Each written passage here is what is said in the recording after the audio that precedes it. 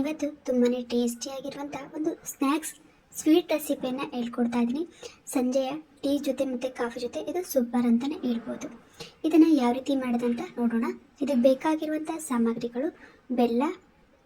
ನೋಡಿ, ನಾನು ಬೆಲ್ಲನ ಸಣ್ಣದಾಗಿ ಚಚ್ಚಿ ಇಟ್ಕೊಂಡಿದ್ದೆ. ನಾನಿಲ್ಲಿ 1 ಕಪ್ಪಿನಷ್ಟು ಬೆಲ್ಲವನ್ನು ತಗೊಂಡಿದ್ದೀನಿ. ಇದನ್ನು ಒಂದು ಪಾತ್ರೆಗೆ ಹಾಕ್ಕೊಳ್ತಾ ಇದ್ದೀನಿ. ಹಾಗೆಯೇ 1 ಕಪ್ ಬೆಲ್ಲಕ್ಕೆ 1 ಕಪ್ಪಿನಷ್ಟು ನೀರನ್ನು ಸೇರಿಸ್ಕೊಳ್ತಾ ಇದ್ದೀನಿ.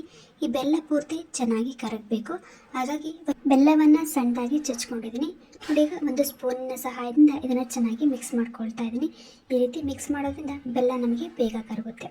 ನೋಡಿ, ಈಗ ಬೆಲ್ಲ ಎಲ್ಲ ಕರಗಿದೆ. ನಾನೀಗ 1 ಕಪ್ಪಿನಷ್ಟು ಗೋಧಿ ಹಿಟ್ಟನ್ನು ತಗೊಳ್ತಾ ಇದ್ದೀನಿ. 1 ಕಪ್ ಬೆಲ್ಲಕ್ಕೆ 1 ಕಪ್ ಗೋಧಿ ಹಿಟ್ಟು ತೊಗೊಂಡಿದ್ದೀನಿ. ಈಗ ಇದಕ್ಕೇ 1/4 ಟೀ ಸ್ಪೂನಷ್ಟು ಜೀರಿಗೆಯನ್ನು ಸೇರಿಸ್ಕೊಂಡು ಈಗ ಕರಗಿರುವಂಥ ಬೆಲ್ಲವನ್ನು ಇದರೊಳಗೆ ಸೇರಿಸ್ಕೊಳ್ತಾ ಇದ್ದೀನಿ. ಪೂರ್ತಿ ಬೆಲ್ಲದ ಪಾಕವನ್ನು ಇದಕ್ಕೆ ಸೇರಿಸ್ಕೊಳ್ಬೇಕು. ನೋಡಿ, ಈಗ ಸೇರಿಸ್ಕೊಂಡಾಗಿದೆ. ಇದನ್ನು ಚೆನ್ನಾಗಿ ಮಿಕ್ಸ್ ಮಾಡ್ಕೊಳ್ಬೇಕಾಗುತ್ತೆ. ನಾವು ಇದನ್ನು ಗಂಟಿಲ್ಲದ ರೀತಿ ಚೆನ್ನಾಗಿ ಮಿಕ್ಸ್ ಮಾಡ್ಕೊಳ್ಬೇಕು. ನೋಡಿ, ಈಗ ತೋರಿಸ್ತಾ ಇದ್ದೀನಿ ಯಾವ ರೀತಿ ಮಿಕ್ಸ್ ಮಾಡಬೇಕಂತ. ಇದನ್ನು ಕ್ರೀಮಿ ಟೈಪ್ ಮಾಡ್ಕೊಳ್ಬೇಕು. ಆಗಲೇ ನಿಮಗೆ ಈ ಸ್ವೀಟ್ ತುಂಬಾ ಚೆನ್ನಾಗಿ ಬರೋದು. ಸಂಜೆ ಸ್ನ್ಯಾಕ್ಸ್ಗಂತೂ ಇದು ತುಂಬಾ ಟೇಸ್ಟಿಯಾಗಿರುತ್ತೆ. ಮಕ್ಕಳಿಗಂತೂ ಇದು ತುಂಬಾ ಇಷ್ಟ ಆಗುತ್ತೆ. ಹಾಗೆಯೇ ಮೊದಲಿಗೆಲ್ಲ ಯಾರ್ಯಾರು ನಮ್ಮ ಚಾನಲ್ನ ವೀಕ್ಷಿಸ್ತಾ ಇದ್ದೀರೋ ಅವ್ರು ನಮ್ಮ ಚಾನಲ್ಗೆ ಸಬ್ಸ್ಕ್ರೈಬ್ ಆಗಿ ಮತ್ತು ಲೈಕ್ ಮಾಡಿ. ನೋಡಿ, ಈಗ ಇದನ್ನು ಗಂಟಿಲ್ಲದ ರೀತಿ ನಾವು ಚೆನ್ನಾಗಿ ಮಿಕ್ಸ್ ಮಾಡ್ಕೊಳ್ಬೇಕಾಗುತ್ತೆ. ನಿಮಗೆ ಆದಷ್ಟು ಈ ಗಂಟೆಲ್ಲ ಹೊಡ್ಕೊಳ್ಬೇಕು, ಆ ರೀತಿ ನಾವು ಇದನ್ನು ಮಿಕ್ಸ್ ಮಾಡ್ಕೊಳ್ಬೇಕು. ನೋಡಿ, ಇದು ಸ್ವಲ್ಪ ತೆಳವಾಗಿದೆ, ಹಾಗಾಗಿ ನಾನು ಇದಕ್ಕೆ ಮತ್ತೆ 1 ಸ್ಪೂನಷ್ಟು ಗೋಧಿ ಹಿಟ್ಟನ್ನು ಸೇರಿಸ್ಕೊಳ್ತಾ ಇದ್ದೀನಿ. ನಮಗೆ ತುಂಬಾ ಕ್ರೀಮಿಯಾಗಿರಬೇಕು, ಆಗಲೇ ನಮಗೆ ಈ ಸ್ವೀಟು ತುಂಬಾ ಚೆನ್ನಾಗಿ ಬರೋದು, ತುಂಬಾ ಗರಿಗರಿಯಾಗಿ ಬರೋ ಅಂಥದ್ದು. ನೋಡಿ, ಈಗ 1 ಸ್ಪೂನಷ್ಟು ಗೋಧಿ ಹಿಟ್ಟನ್ನು ಸೇರಿಸ್ಕೊಂಡು ನಾನು ಇದನ್ನು ಮಿಕ್ಸ್ ಮಾಡ್ಕೊಳ್ತಾ ಇದ್ದೀನಿ.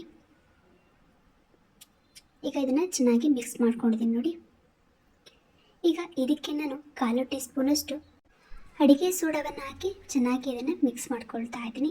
ಅಡುಗೆ ಸೋಡಾವನ್ನು ಹಾಕೋದ್ರಿಂದ ನಿಮಗೆ ಈ ಸ್ವೀಟ್ ತುಂಬಾ ಗರ್ಗರಿಯಾಗಿ ತುಂಬಾ ಸಾಫ್ಟಾಗೂ ಇರುತ್ತೆ, ಒಳಗಡೆ ಮೇಲೆ ಗರ್ಗರಿಯಾಗಿರುತ್ತೆ, ತುಂಬಾ ಚೆನ್ನಾಗಿ ಬರುತ್ತೆ. ಹಾಗಾಗಿ ಈ ಅಡುಗೆ ಸೋಡಾವನ್ನು 1/4 ಟೀ ಸ್ಪೂನಷ್ಟು ಹಾಕಿ ಇದನ್ನು ಮಿಕ್ಸ್ ಮಾಡ್ಕೊಳ್ತಾ ಇದ್ದೀನಿ. ನೋಡಿ, ಈಗ ನಮಗೆ ಕ್ರೀಮಿ ಟೆಕ್ಸ್ಚರ್ ಬಂದಿದೆ. ಈಗ ಒಂದು ಪಾತ್ರೆಗೆ ಎಣ್ಣೆಯನ್ನು ಕಾಯಕ್ಕೆ ಇಟ್ಕೊಳ್ತಾ ಇದ್ದೀನಿ. ಎಣ್ಣೆಯನ್ನು ಚೆನ್ನಾಗಿ ಕಾಯಿಸ್ಕೊಳ್ಬೇಕು. ನೋಡಿ, ಈಗ ಎಣ್ಣೆಯನ್ನು ಚೆನ್ನಾಗಿ ಕಾಯಿಸ್ಕೊಂಡಿದ್ದೀನಿ. ಈಗ ರೆಡಿ ಮಾಡ್ಕೊಂಡಿರುವಂಥ ಹಿಟ್ಟನ್ನು ಎಣ್ಣೆ ಒಳಗೆ ನಾವು ಈ ರೀತಿ ಸ್ಪೂನ್ನ ಸಹಾಯದಿಂದ ಹಾಕ್ಕೊಳ್ಬೇಕಾಗುತ್ತೆ. ಈ ರೀತಿ ಹಾಕೋದ್ರಿಂದ ನಿಮಗೆ ಆ ಸ್ವೀಟು ರೌಂಡಾಗಿ ತುಂಬಾ ಚೆನ್ನಾಗಿ ಬರುತ್ತೆ. ನೀವು ಹಿಟ್ಟನ್ನೇ ಕಲಿಸ್ಕೋಬೇಕಿದ್ರೆ ಗಟ್ಟಿ ಮಾಡಿಕೊಂಡ್ರೆ ನಿಮಗೆ ಈ ಸ್ವೀಟ್ ಚೆನ್ನಾಗಿ ಬರೋದಿಲ್ಲ.